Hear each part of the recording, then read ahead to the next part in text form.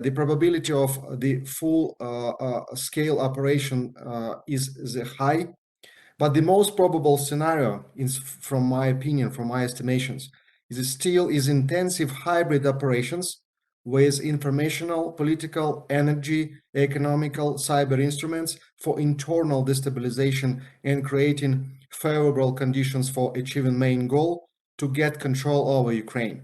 Another parallel goal for Russia now is fragmenting and neutralizing the NATO alliance. In the same time, during hybrid phase, using of some military instruments is possible. So when we're talking about the hybrid probability of hybrid operations, we should say that now it's a very high probability of military instruments using during these hybrid operations. Missile attacks could be one of the effective levers to have concentrated impact on the situation in Ukraine together with hybrid instruments. Naval dimension of the threat is extremely important here because of the potential destructive impact for Ukrainian economy in case of blockade of main Black Sea and Azov Sea ports, as well as direct marine and airborne operation from occupied Crimea. For last 8 years since occupation of Crimea and Donbass, Russia is preparing different types of military and hybrid operations against Ukraine, including full-scale offensive operation on several directions. In 2018, Russia has completed to build 3 new armies: 1st Tank Army, 20th Army, and 8th Army with occupation forces in Donbass, and strong combined occupation forces group in occupied Crimea. Usually they have approximately 110,000 troops deployed close to Ukrainian border. During strategic exercise kind of Zapad, Vostok, or Center, Russia showed abilities for first deployment of up to 300,000 troops on different directions. During 2021 and since the beginning of 2022, Russia demonstrated intentions to deploy complex group of troops ready to conduct full-scale operations against Ukraine.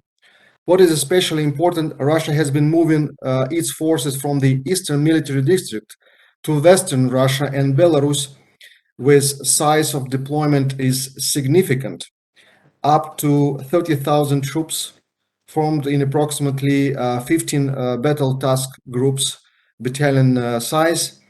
That means that Russia is moving more than 50% of Eastern Military District battle units, including units from the missile brigade of the Eastern Military District, equipped with Iskander missiles and air assault, naval infantry, and special forces units. All of these forces have clear offensive and not defensive formation. They are ready to conduct offensive operations on 6-7 directions simultaneously, including occupied Crimea and Donbass. What is important, they have more than 300 missiles. It's caliber in Black Sea Fleet and Iskander close to Ukrainian border and on Russian territory and now on Belarus territory. Obviously, these Russian troops have direct threat to Ukraine.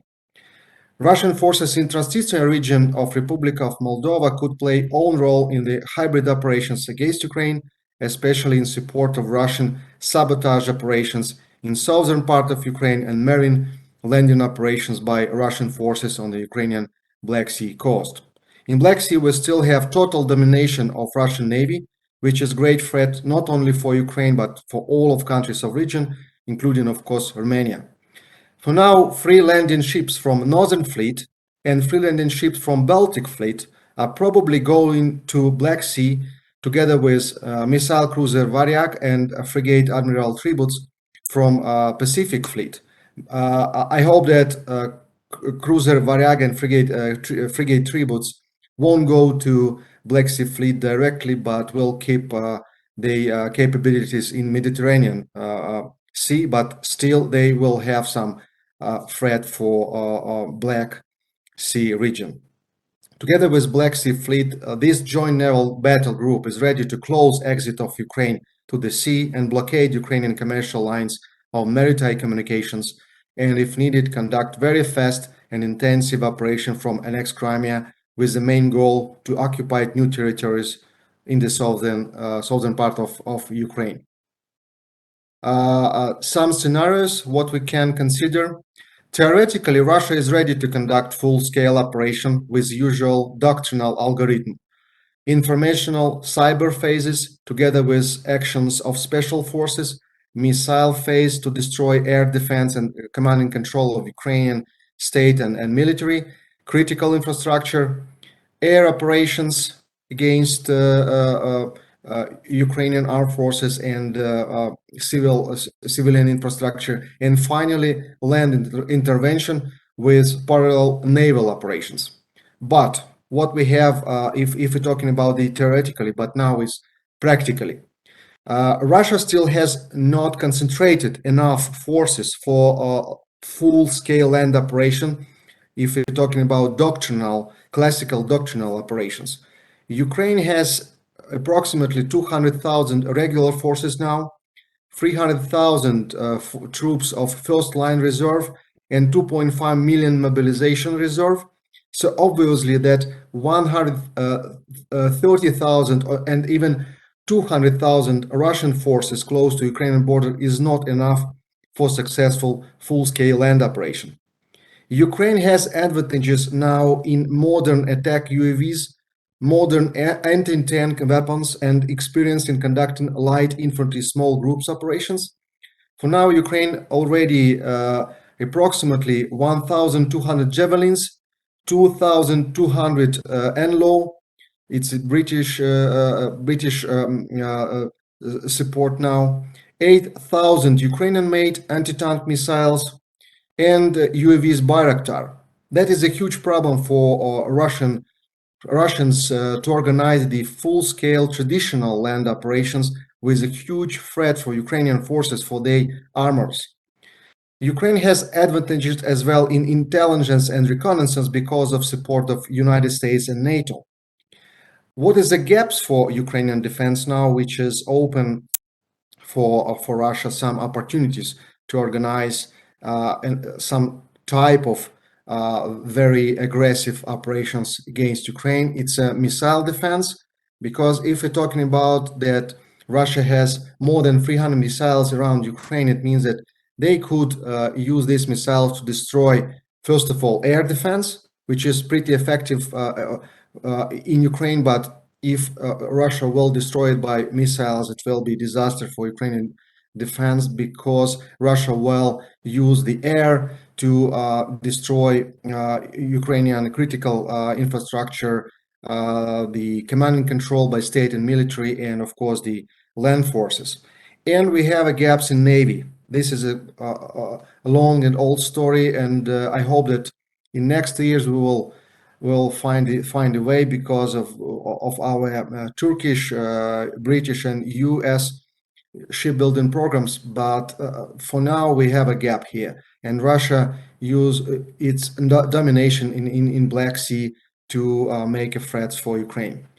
So even we should be ready for any possible and the worst scenarios, but the most probable course of action for Russia now in next half of the year, this is, I think it's conducting hybrid operations of different intensity and different combination of instruments, psychological, informational means, political, diplomatic, cyber warfare, of course.